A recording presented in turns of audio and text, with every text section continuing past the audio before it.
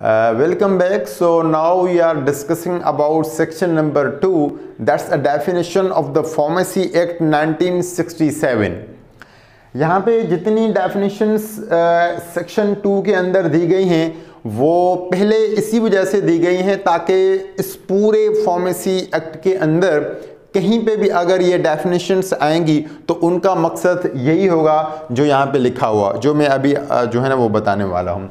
तो अगर कहीं पे डेफिनेशन है अप्रूव्ड की, तो अप्रूव्ड का मकसद ये है कि कोई ऐसी चीज़ जो कि अप्रूव्ड हो अंडर सेक्शन 18 और इज अ केस में बी सेक्शन 19, यानी कोई भी ऐसी अनाउंसमेंट जो कि सेक्शन 18 के तहत और सेक्शन 19 की तहत जो है वो अप्रूव हो तो उसे हम कहते हैं अप्रूव्ड।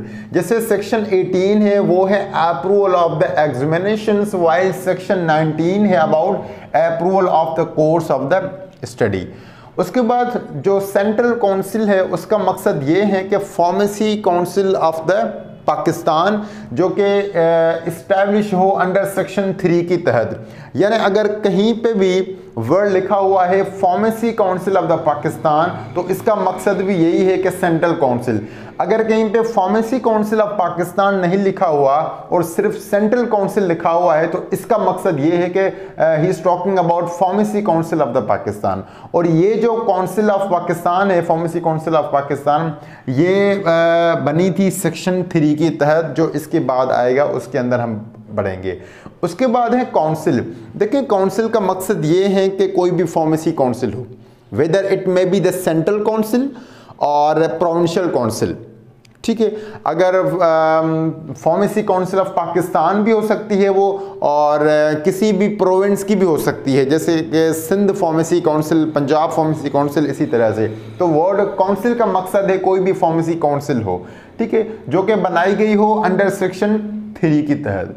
उसके बाद है मेडिकल इंस्टीट्यूशंस। देखें मेडिकल इंस्टीट्यूशंस का मकसद ये है कि जो मेडिकल करवाएं, यानी जो एमबीबीएस, ऐसे इदारे जो कि एमबीबीएस की क्वालिफिकेशन कराएं तो हम उसे कहते हैं मेडिकल इंस्टीट्यूशंस। और ये इदारा must be registered through the PMDC, यानी पाकिस्तान जो है वो मेडिकल डेंटल काउंसिल ऑर्डिनेंस 1962 की तहत, ठीक है। यहाँ पे लिखा हुआ है कि means an institutions whose medical qualification, जिसकी जो मेडिकल क्वालिफिकेशन है यानी जैसे कि एमबीबीएस है वो रिकॉग्नाइज हो under the medical council ordinance 1962 act की जो है ना वो तहत। अगर वो वहाँ से रजिस्टर्ड हैं तो वही एमबीबीएस वगैरह करवा सकते हैं, बाकी नहीं।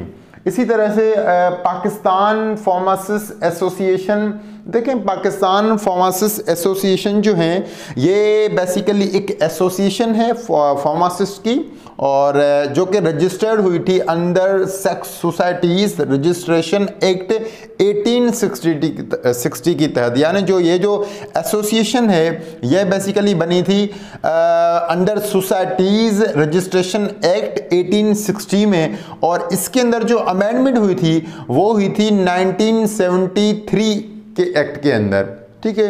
तो कहने का मतलब ये है कि Pakistan pharmacist association is nothing just association जिसका आगाज़ 1860 के अंदर हुआ था, और उसके अंदर जो अमेंडमेंट हुई थी वो 1973 एक्ट के अंदर हुई थी, ओके।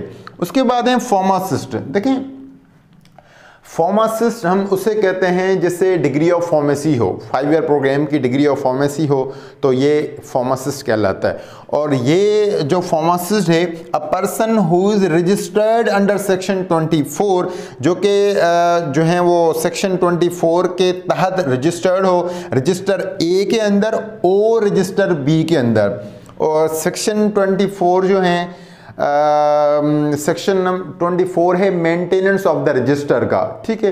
तो वहाँ पे हम रजिस्टर ए के बारे में भी पढ़ेंगे और रजिस्टर बी के बारे में भी पढ़ेंगे। तो फार्मासिस्ट हम उसे कहते हैं कि जो सेक्शन 24 की तहत रजिस्टर ए और रजिस्टर बी में अगर वो रजिस्टर्ड है तो उसका मतलब ये है कि वही फार्मासिस्ट कहला सकता है। उसके बाद है फार्मेसी इंस्टीट्यूशंस। देखें ये था मेडिकल इंस्टीट्यूशंस और ये है फार्मेसी। तो फार्मेसी का मतलब ये है कि जो फार्मेसी की क्वालिफिकेशन करवा दें, है ना। तो means an institutions whose qualification of pharmacy, जिसकी जो क्वालिफिकेशन ऑफ फार्मेसी है वो रिकॉग्नाइज हो अंडर दिस एक्ट, यानी 1967 के तहत जो रजिस्टर्ड इदारा होगा वही क्वालिफिकेशन ऑफ फार्मेसी करवा सकता है।